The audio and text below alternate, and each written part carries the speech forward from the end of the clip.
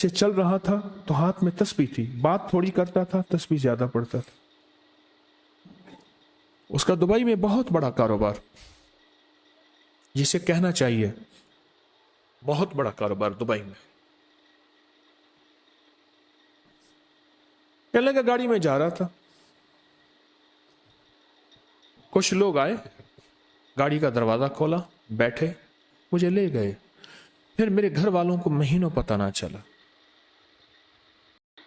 اور اس کے بعد بڑی اذیتوں کے بعد میں چھوٹا۔ اب وہاں بیٹھ کے پھر اللہ ہی تھا تنہائی میں، اور تو کوئی تھا ہی نہیں۔ کہا کہ وہ اللہ سے ذکر کرنے اور باتیں کرنے کی ایسی کوئی مجھے عادت سی پڑ گئی ہے، اب لوگ مجھے کہتے ہیں کہ آپ جیل کی اذیتوں کی وجہ سے خاموش ہو گئے ہیں۔ میں لوگوں کو لاکھ کہتا ہوں، نہیں، وہ مانتے نہیں۔ جیسے نا بندہ کوئی غم کی وجہ سے بعض اوقات نا چپ ہو جاتا ہے، وہ کیوں کہتے ہیں؟ اسے چپ لگ گئی ہے، خاموش ہو گیا ہے۔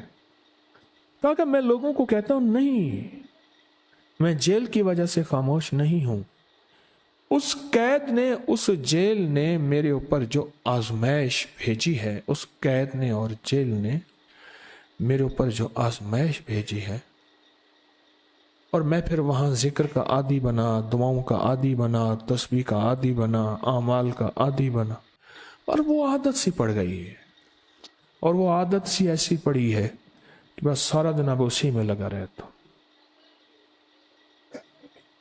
سارا دن اب اسی ذکر میں اور اسی یاد میں لگا رہتا ہوں۔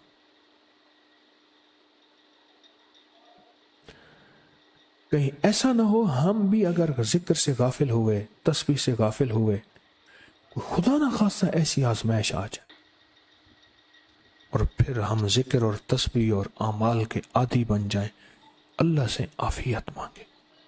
اور اگر ہماری زبانوں پہ تسبیح ذکر آ گیا ہے عافیت کے دنوں میں، تو سمجھ لیں یہ اس کی عطا ہے، یہ اس کی نعمت ہے، یہ اس کی کریمی ہے، یہ اس کا فضل ہے۔ اس نے بہت بڑی آزمائش سے پہلے ہمارے اوپر اتنا کرم کر دیا، اس کا بہت بڑا کرم ہے۔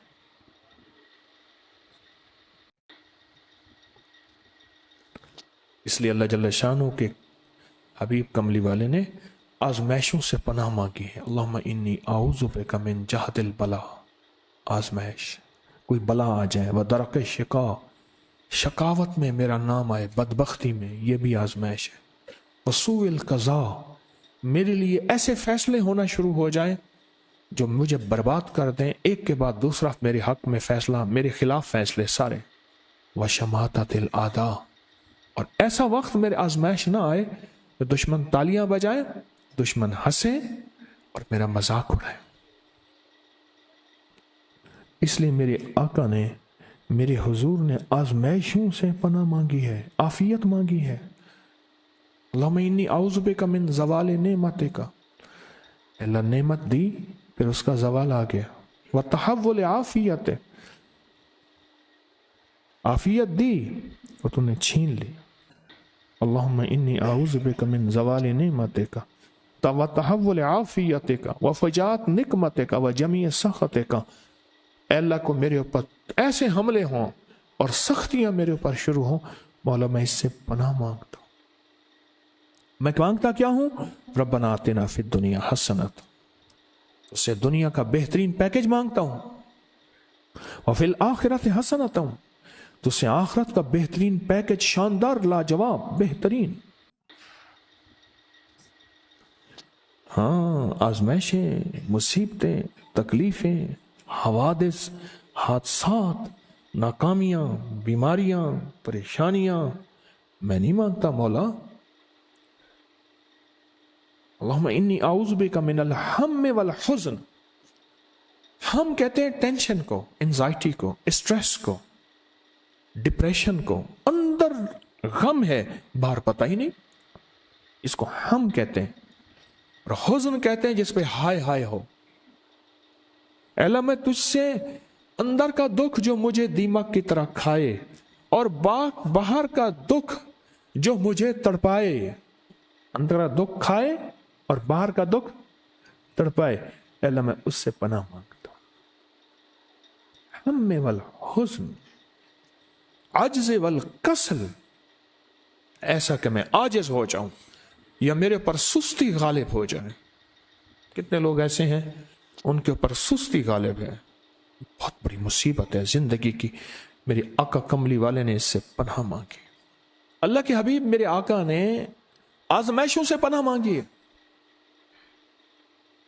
मिनल अल्लाहुम्मा इन्नी औज़ु बिका मिनल फ़क्र वल कुफ्र,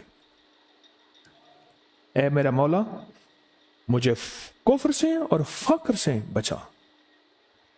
फक्र ऐसा, गुर्बत ऐसी आए कि मेरे ज़हन में हर वक्त लोगों की जेबों पे नजर हो, हर वक्त लोगों की जेबों पे नजर हो।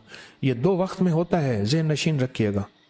इस फकीर का तजर्बा है, एक जब तमा बढ़ जाता है, लालच बढ़ जाती है, उस वक्त लोगों की जेबों पे नजर होती है। जब फक्र बढ़ जाता है, गुर्बत और तंगदस्ती और फकीरी बढ़ जाती है, फिर लोगों की जेबों पे नजर इसकी होती है और अल्लाह के खजानों पे नजर नहीं होती या कम होती।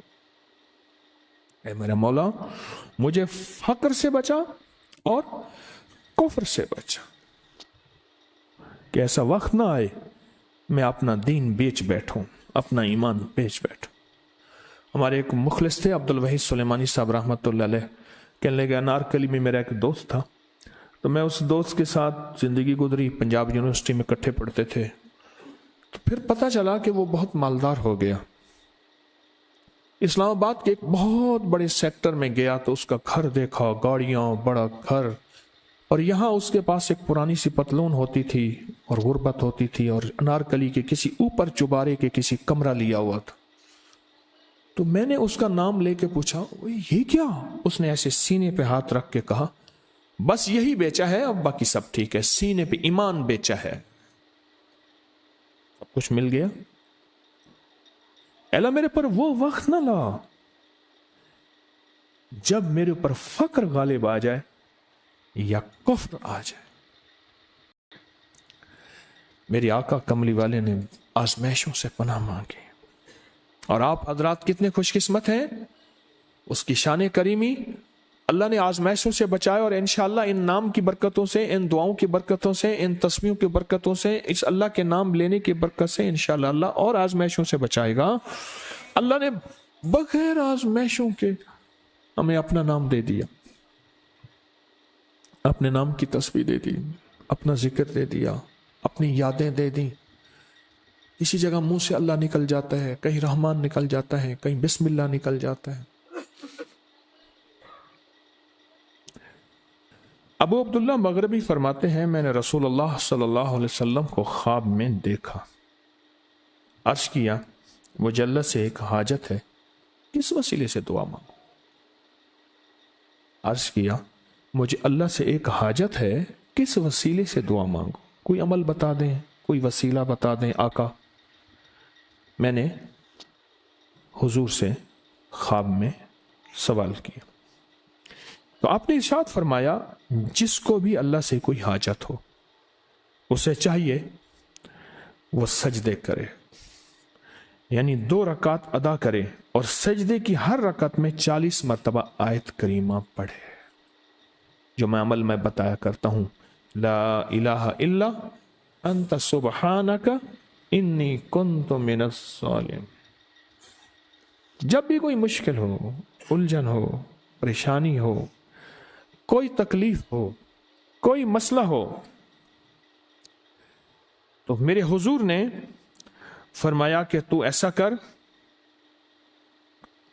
तो ऐसा कर, तू क्या कर, तो नफिल पढ़, हर रकात में सुभान रब्बियल आला के बाद 40 मरतबा आयत करीमा पढ़, और पढ़ ऐसे डूब डूब के, मांग मांग के, गिड़गिड़ा के, भिखारी मोहताज साइल और मंगता बन के पढ़। और हदीस में आया कि कोई मुसीबत ज़दा उसको नहीं पढ़ता जिसकी मुसीबत दूर नहीं होती। आयत करीमा को फरमाया कोई मुसीबत ज़दा अगर पढ़ ले उसकी मुसीबत दूर होती है। और एक और हदीस में है कि कभी ऐसा नहीं हुआ कि किसी मुसलमान आदमी ने किसी चीज़ के लिए उसे पढ़ा हो और उसकी दुआ कबूल ना हुई हो। اور اس کو ترمذی اور نسائی نے روایت کیا ہے۔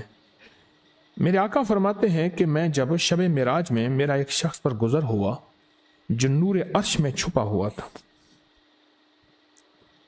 عرش کے نور میں اتنا ڈوبا ہوا تھا، خود چھپا ہوا تھا عرش کے نور میں۔ میں نے پوچھا یہ کون ہے؟ یا کوئی فرشتہ ہے؟ فرمایا نہیں۔ میں نے کہا تو پھر یہ کون ہے؟ فرمایا ایک انسان ہے، جب دنیا میں تھا تو یاد خدا اسے اس کی زبان پر تر و تازہ رہتی تھی، اس کا دل مسجد میں لگا رہتا تھا، آج اللہ کے حضور یہ نور عرش کے نور میں اتنا ڈوبا ہے کہ خود چھپ گیا۔ دو چیزوں کی وجہ سے، ایک، اس کی زبان ہر وقت اللہ کی یاد سے تر و تازہ رہتی تھی۔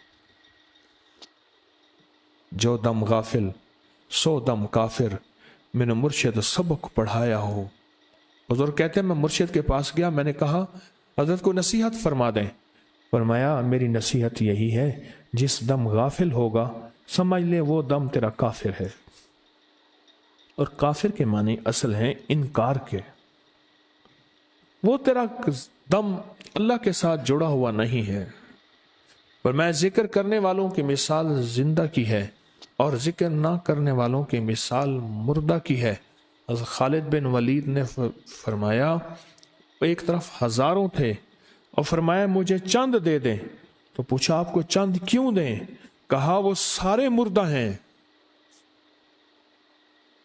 وہ کلمہ پڑھنے والے نہیں تھے، وہ سارے مردہ ہیں، مجھے چند کلمہ پڑھنے والے دے دیں، یہ سارے زندہ ہیں اور یہ غالب آئیں گے۔ اور یہی ہوا، اور یہ کلمہ پڑھنے والے غالب آ گئے۔